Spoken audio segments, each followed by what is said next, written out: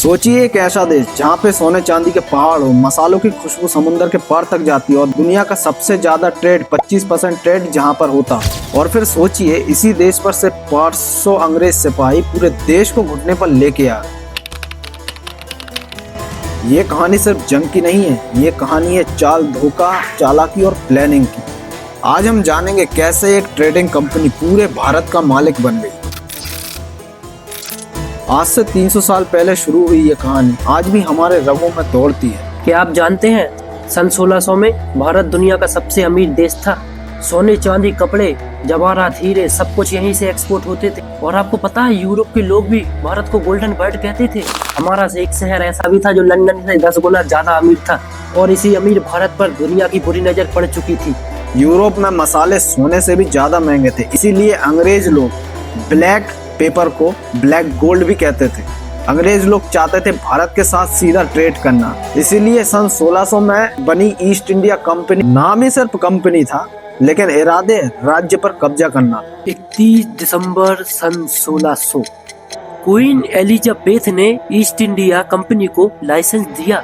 आखिर east India company वाले अंग्रेज भारत को लूटने के इरादे से निकले और उनके हाथों में बंदूक कम, दिमाग ज्यादा तेज था। और उस वक्त भारत में मुगलों का शासन था। जहांगीर के दरबार में अंग्रेजों को भेजा गया खाली एक ही मकसद से, उनसे ट्रेडिंग का परमिशन लेना। और मुगलों की सबसे बड़ी भूल यही थी, इसलिए कहते हैं अंग्रेज किसी के सगे नहीं थे। पहले ये लोग दोस्त बने, फिर ये लोग ब्रोकर बने, फिर ये लोग जज बने और आखिर में ये लोग शासक बने। और हैरानी की बात क्या है पता है, ये सब एक दिन में नहीं हुआ, ये सब धीरे धीरे हुआ। इसे बोलते हैं अंग्रेजों का धीरे धीरे फैलाया हुआ जहर, जो कि सांप की जहर की तरह फैलता जाता है। बंगाल भारत का सबसे अमीर प्रांत था। आखिर यहीं से अंग्रेजों ने अपनी जड़ें जमा ली। नवाब सिराजुद्दौला ने उन्हें अपना खतरा माना, पर बहुत देर हो चुकी थी। प्लेसी की जंग नहीं थी, यह एक धोखा था। मीर जफर ने सिराजुद्दौला को धोखा दिया और यहीं से भारत की किस्मत बदल गई। प्लेसी के बाद कंपनी को बंगाल का खजाना मिल गया था। अब वह एक ट्रेडर्स नहीं थे, वह एक बड़े शासक बन चुके थे। कंपनी को टैक्स वसूलने का अधिकार बन गया था। बिना राज्य को चलाए उस राज्य का पैसा उनके हाथ में था और यही एक इकोनॉमिक स्लेवरी थी। राजा फिर लड़ने लगे और अंग्रेज उसका फायदा उठाने लगे। फिर उसके बाद फूड डिवाइड बाय रूल शुरू हो चुका था और फिर इसके बाद अंग्रेजी कानून लागू हुआ। भारतीय न्याय व्यवस्था पूरी तरीके से टूट के चकनाचूर हो गई।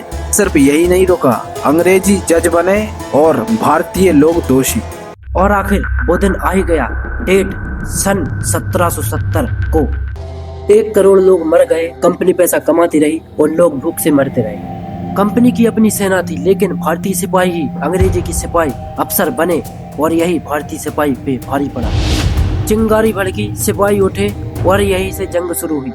क्रांति फैल हुई लेकिन अंग्रेजों ने डरा दिया देश को।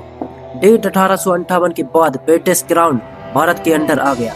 आखिर अंग्रेजों ने रेलवे ट्रैक तो बिछाए लेकिन ये विकास के लिए नहीं, हमारे देश को लूटने के लिए बिछाए थे।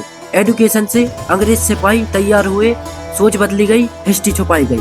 अंग्रेज बनी, आवाज उठी, देश जाग रहा था। लेकिन एक बंदा हथियार लेके सब पर भारी पड़ गया। आखिर हमारे देश के वही सिपाही थे जो अंग्रेजों से मिले हुए थे और जिसने हमारे देश के एम्पायर को पूरा हिला दिया।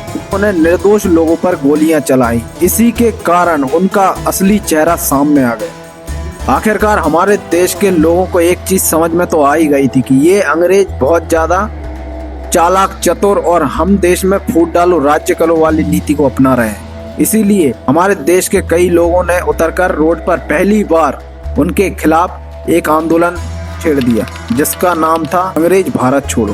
अंग्रेजों ने एक साधारण सी नीति को अपनाया था जो कि है धर्म के नाम पर मारकाट मचाना। ठीक है, धर्म के नाम पर दूसरों में फूट तैयार करना, जो कि हम आज भी देख सकते हैं। अंग्रेज चले गए पर सवाल ये है, क्या हम आज भी गुलाम है किसी और के?